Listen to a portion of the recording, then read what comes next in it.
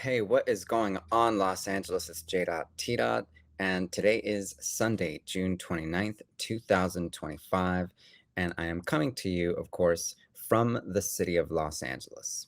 While it's been some time since my last podcast for you all, the fact of the matter is that it's time to resume that because there's so much going on here that is of importance, not just for the city or for the state of California, but really for the nation, as it says just everything you need to know about where working class people are today and what we're looking at over the next few years, over the next, well, over a long time to come if we don't make something happen and shake a couple of things up and ensure that we prevent against what has taken place sporadically over the last couple of weeks here in Los Angeles with so-called immigration and customs enforcement by the so-called Department of Homeland Security.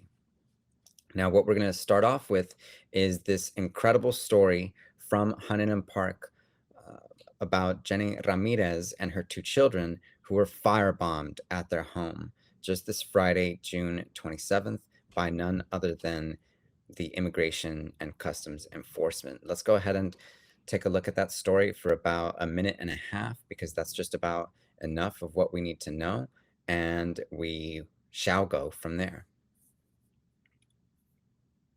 Well, that news conference out of Huntington Park came on the same day as a dramatic raid just down the street. Federal agents raided a home using explosives with children inside. Authorities say this was tied to someone who obstructed and assaulted federal agents. KTLA 5's Corrine Winter live now in Huntington Park with the developing details and new video. Corrine. Well, we spoke with one of the residents at that home, a woman who was so distraught. She says she has no idea why those agents used such extreme tactics for a family who was complying and obeying all orders.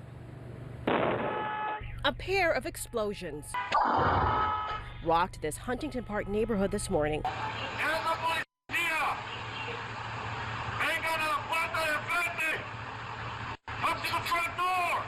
Dozens of federal agents descending on this home along the 7500 block of California Avenue, reportedly looking for a man tied to this protest about a week ago in the city of Bell.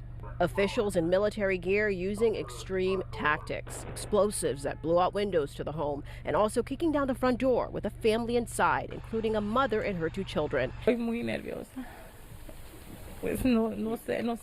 Univision spoke with a woman at that home, Jenny Ramirez, who told them in Spanish, "I'm nervous. I'm really nervous. I don't know what to do. I need help. They shouldn't have come into my house with that violence." That individual, however, who authorities were looking for was not home. Someone neighbors say was involved in an altercation with agents during that recent Bell protest against immigration enforcement. Okay, so that just about does it for now.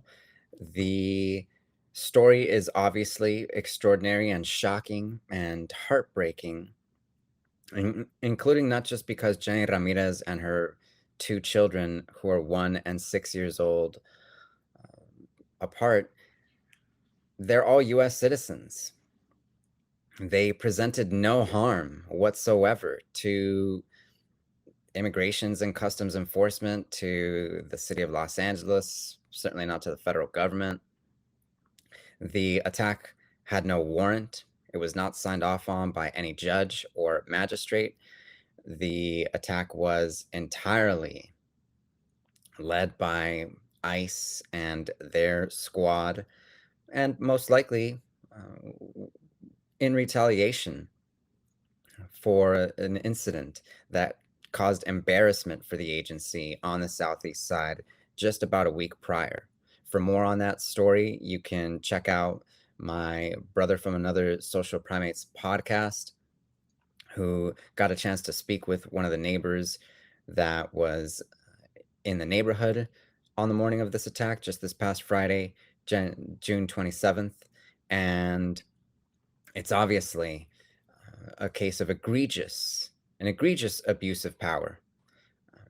But it's also more than this, because the fact is that it looks like an operation right out of Gaza, right out of the West Bank, with nothing but respect for Palestine and the Palestinian people from my end, that is.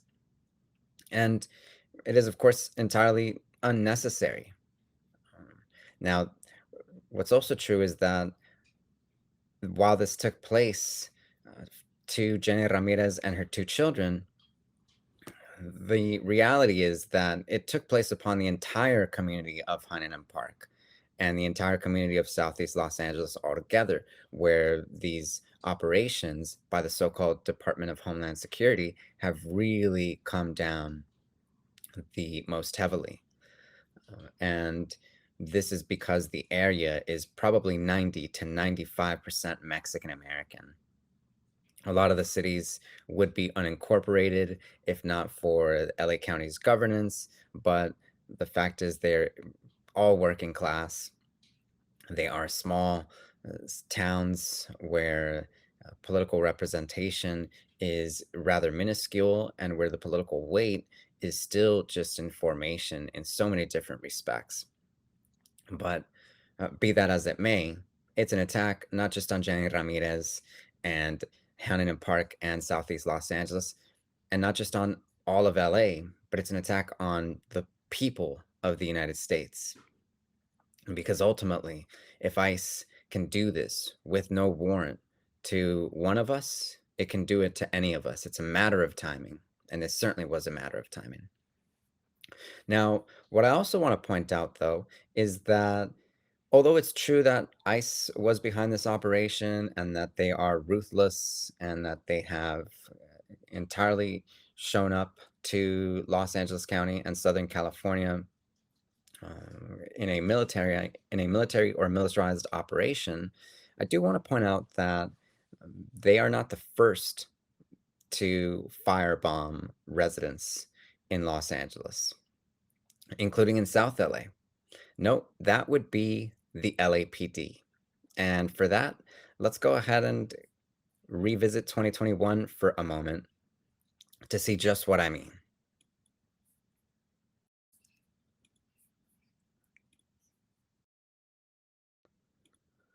Hey there, Glenn and Christina. As you mentioned, Chief Michael Moore apologized very sincerely to all of the residents in South LA because of that huge blast last month.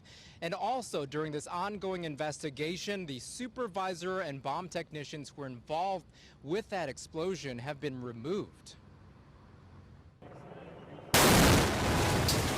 In the aftermath of this massive explosion, an apology. I want to personally express my apologies to every resident, business operator, and customer that was traumatically impacted by this incident. LAPD Chief Michael Moore said sorry for the botched detonation. An initial investigation shows two miscalculations that led to the blast last month in South LA. The NRT's investigation essentially formed two hypotheses as to the failure of the TCV and the subsequent blast impact. They found a That's just about enough.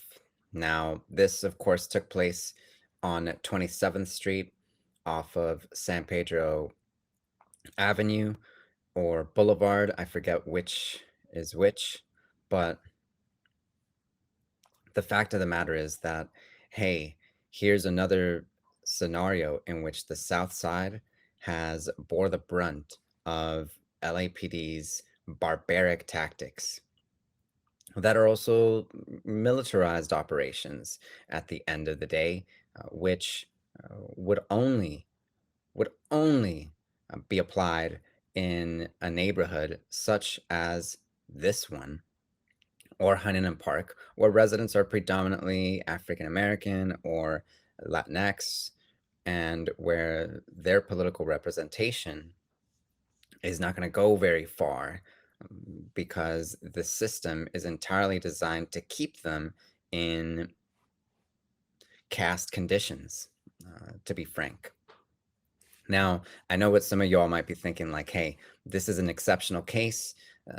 There's more to say about the matter. Maybe it really genuinely was an accident that LAPD set off 5,000 pounds of explosives in a neighborhood that damaged probably up to 80 different households, and which led to a $20 million settlement, and which families are still reeling for because several families still haven't been able to return to their neighborhood or this neighborhood even 4 years after the fact. But if that is the case, if you are thinking along those lines, then I've got an even more historic example for you. One that is maybe more apropos with respect to what we saw in Huntington Park just this past Friday. So why don't we go ahead and visit that for a moment just as well, because you need this context. I really do think you should know.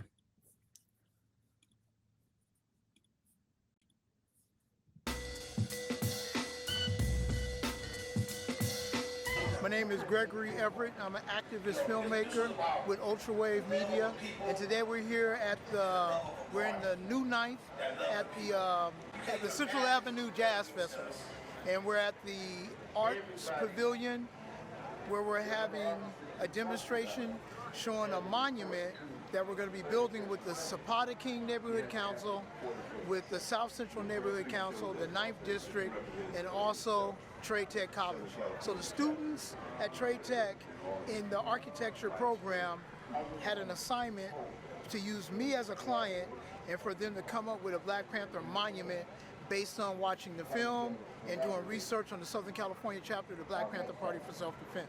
So today we're showing the public the model of the monument for the first time.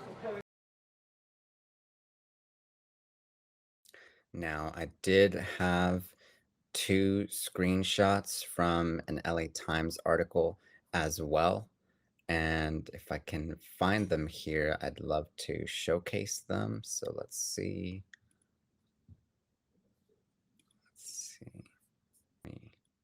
Yeah, that's what I'm talking about right there. And show me one more time. All with respect to the Los Cuentos brand. So yeah, this is in 1969, and this is at the height of COINTELPRO and the federal government's assault on the Black Power movement throughout the 1960s, which included the assassination of leaders such as Fred Hampton, Malcolm X, and of course, Dr. Martin Luther King Jr., and which included the 1969 raid on Central and 41st that led to the actual bombing of a home and several homes of what was known then as the headquarters of the local chapter of the Black Power movement, because that was LAPD's protocol in tandem, in cooperation with the federal government at the time. And so the reason I bring these up, and the reason I'd love for us to consider these historic examples of these police agencies attacking our communities as they have, is simply because when folks say that, hey, maybe we can limit the cooperation between these agencies to some extent, as a mitigating effect, I just want you to know that, hey, historically, it hasn't looked this way. And I only want to point it out so that we have a better understanding of just what may be achievable when it comes to policing Los Angeles, and by extension, policing the nation, policing the people of the United States going forward.